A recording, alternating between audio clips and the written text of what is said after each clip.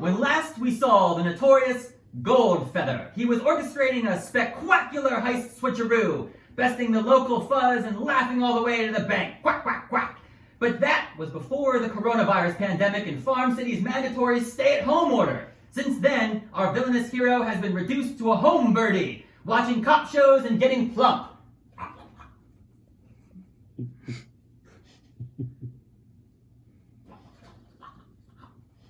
But then, late one fateful night, there was a knock at the door. What the duck?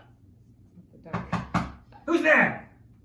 Nay! It's me, Mr. Ed Furlong. Ah, get out of here! Nay, I won't! We're supposed to be farming. I can't take it anymore! When they first said we had to stay at home, I was like, great, some quality me time. But I'm sick of myself!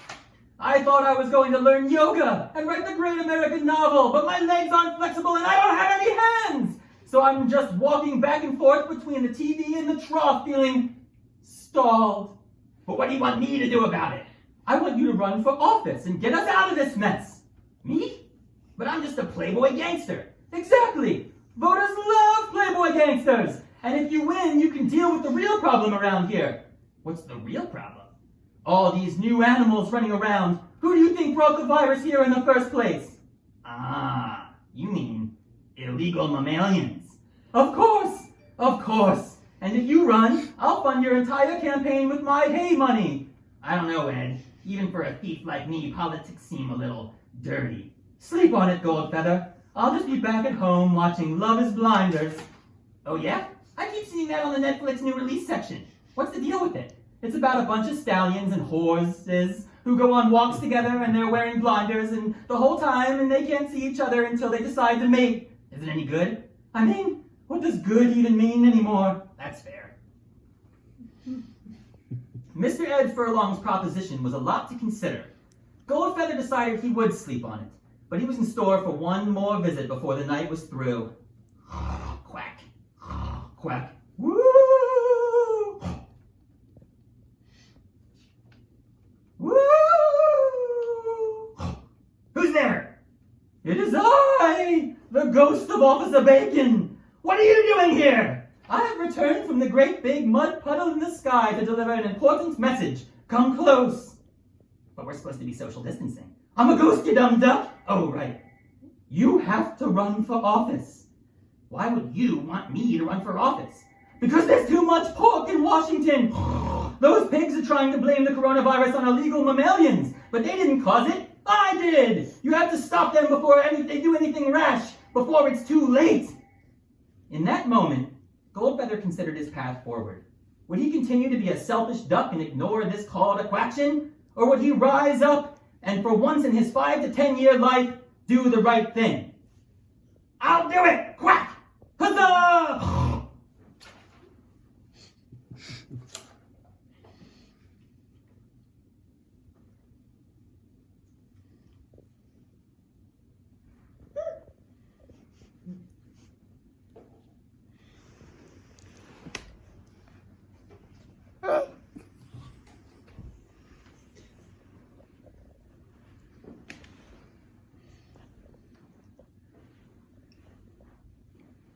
The next day, word spread across Farm City that Goldfeather would be making an important announcement. Here goes nothing. I'm very proud of you, Goldfeather. Quack you all for coming! Quack, quack, quack! I've gathered you here today against the stay-at-home order because the stay-at-home order is for socialists! Wait, what? The coronavirus wasn't caused by nature. It was caused by illegal mammalians!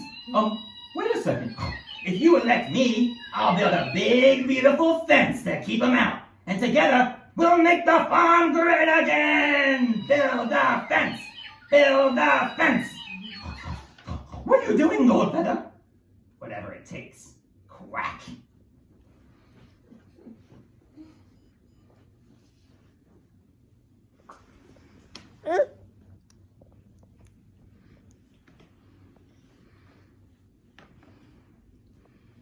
Goldfeather rode a wave of anger, fear, and resentment into public office. And that's why this sequel is called Mr. Goldfeather Goes to Washington.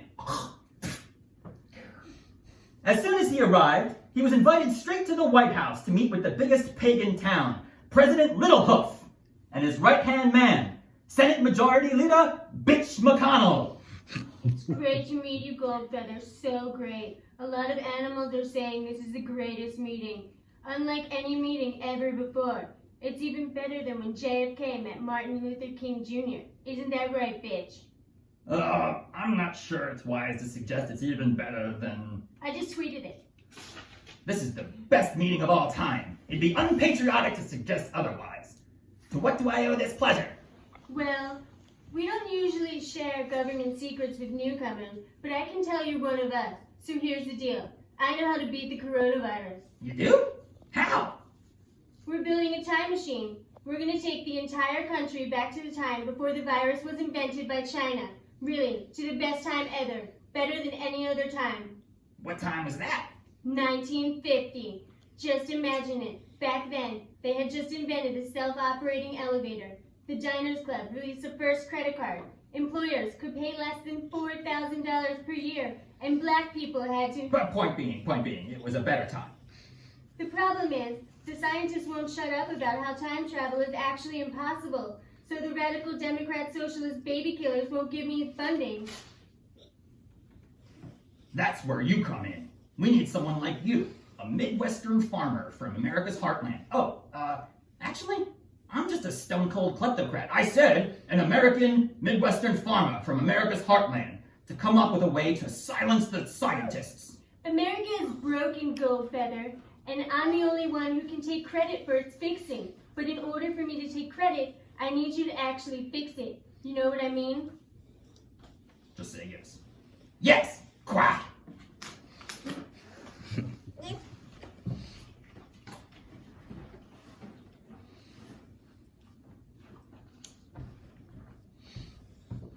That night, alone in his new apartment, Goldfeather was thinking about how he was going to save America. But then, he was visited by the ghost of Officer Bacon. Woo! You betrayed me once again, Goldfeather. I should have known you'd fit in with these animals. As the saying goes, birds of a feather fleece the country together. You know, for a former farm animal, you really don't know much about making hay. What do you mean? I mean, if you want to sneak inside the barn, start by convincing the farmer to leave the door open for you.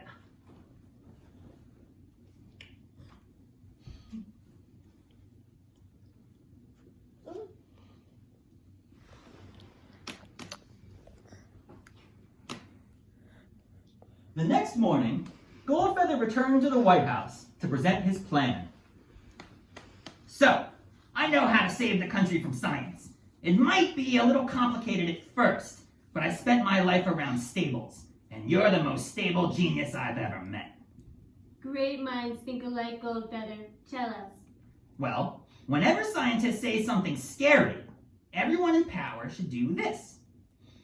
What are you doing? I'm ducking and covering. See, as long as I curl up into a little ball and pretend I'm not hearing them, the scientists can't hurt me. I love it! That's the best policy I've ever heard. What's it called? The duck bill. Oh, whoa. I propose a toast.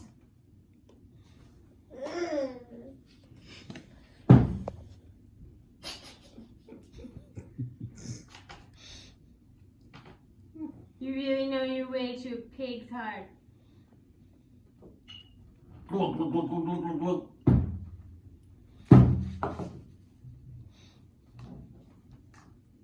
Well, hello there, audience. And hello there, Dad! Quacky birthday! Quack, quack, quack, quack, quack. You might be wondering why I'm not sharing that beer with President Littlehoof and Senate Majority Leader Bitch McConnell. Well, first off, it's the first day of Ramadan, and I happen to be Muslim. Assalamu alaikum. And secondly, I spiked the beer with coronavirus! Quack, quack, quack, quack, quack, quack, quack, quack. Ah! Now, if you're thinking I assassinated the president because I'm Muslim, shame on you, racist. The truth is, there's this thing called the law. And the law states, if someone's endangering your life, you can fight back to protect yourself. So, if the president's trying to kill you, But you kill him first. It's not assassination. It's called self-defense. And if the FBI is watching this on YouTube... Don't take everything so seriously. A tweet is just a tweet, and a puppet show is just a puppet show. So that's all, folks. Quack! Yeah. Wow. Authors.